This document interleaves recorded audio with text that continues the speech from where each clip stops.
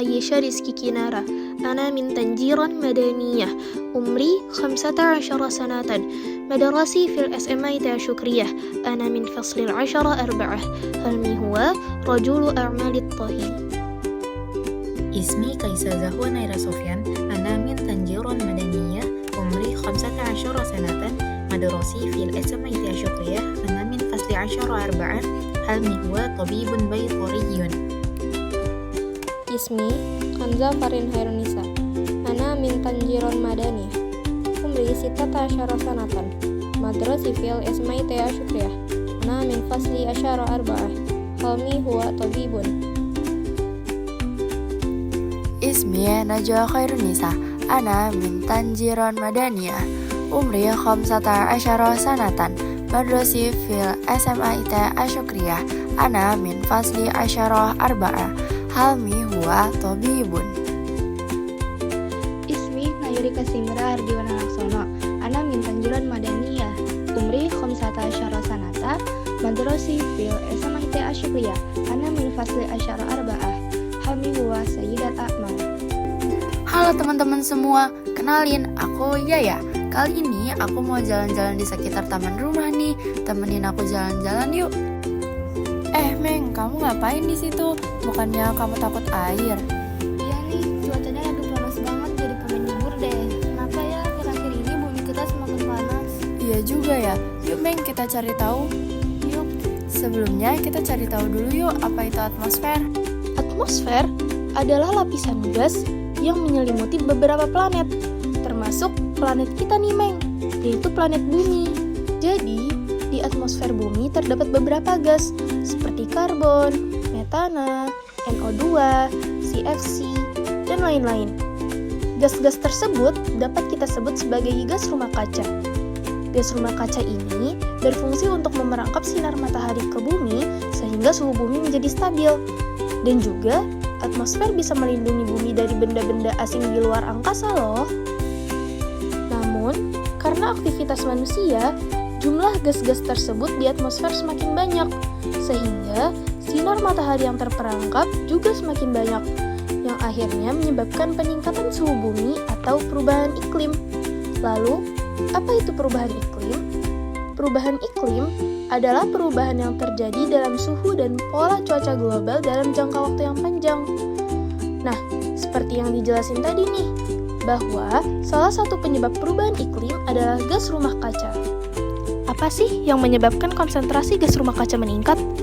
Nah, itu karena banyaknya aktivitas manusia yang mengeluarkan emisi gas rumah kaca ke udara dan sering dilakukan dalam aktivitas sehari-hari, seperti asap kendaraan yang dihasilkan dari kendaraan yang kita gunakan sehari-hari. Karena asap kendaraan bermotor mengandung banyak gas CO2 dan memiliki pengaruh yang paling besar terhadap pemanasan global dan perubahan iklim.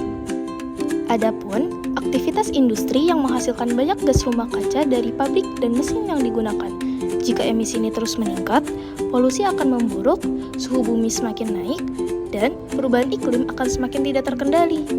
Terdapat juga hasil pembakaran sampah yang melepaskan gas rumah kaca dan polutan berbahaya ke udara, sehingga akan memperburuk polusi udara dan mempercepat terjadinya perubahan iklim. Aktivitas peternakan juga menjadi penyebab terjadinya perubahan iklim loh, terutama dari kotoran hewan dan proses pencernaan ternak, di mana akan menghasilkan gas metana yang berkontribusi pada efek rumah kaca.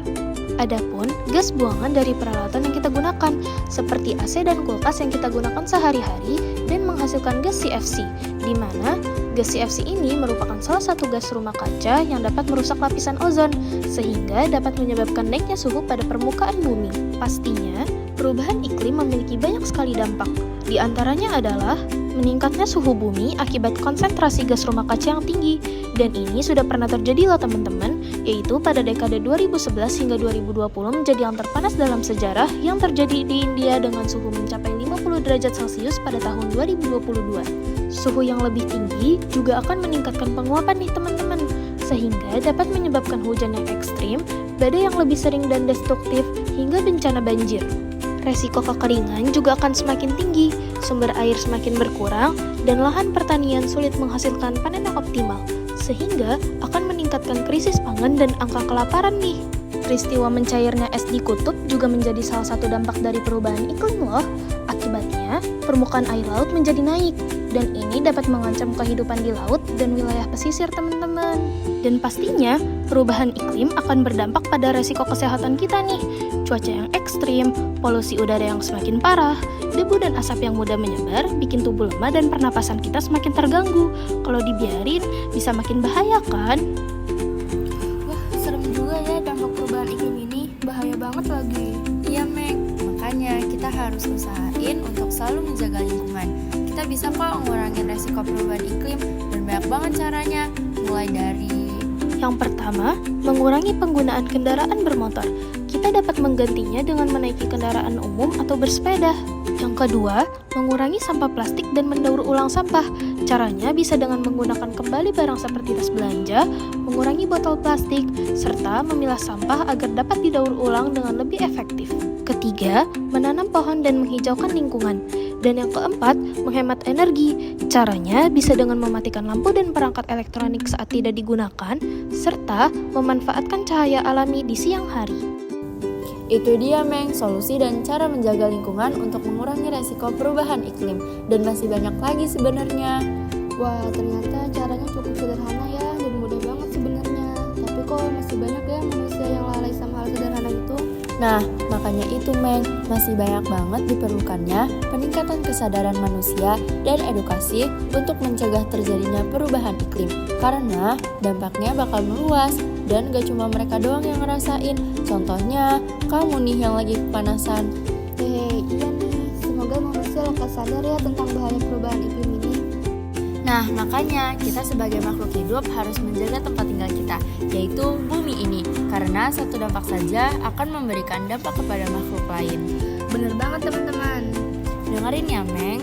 Oke deh, teman-teman di rumah, kalian juga harus kayak aku dan Yaya. Mari senantiasa menjaga tempat tinggal kita. Teman-teman, sampai di sini dulu ya materi kita hari ini. Sampai jumpa di video selanjutnya. Dadah.